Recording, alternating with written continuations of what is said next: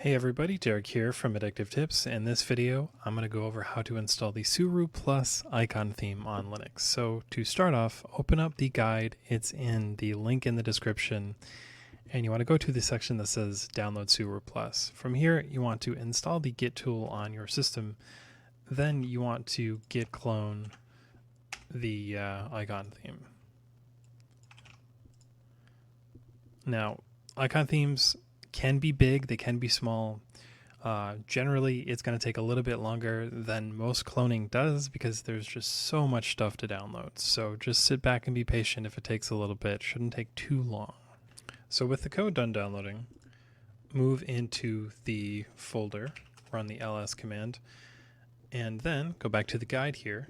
And we need to make sure we have Meson installed. So install the Meson stuff. Then you can build the code. Run Meson, it will build the code. Doesn't take too long, like very, very quickly because it's just an icon theme. Then you can use the build script to install. And if you use the build script command, the Ninja installation command, it will install to the default folder directory. But if you want to use it for a single user, we also cover how to do that over here. So, and it'll install, and once it's done installed, you can open up your icons and search for Suru, and you can apply them. And soon after, I should be using Suru. It's not using it yet, but as you can see, and all looks very, very nice.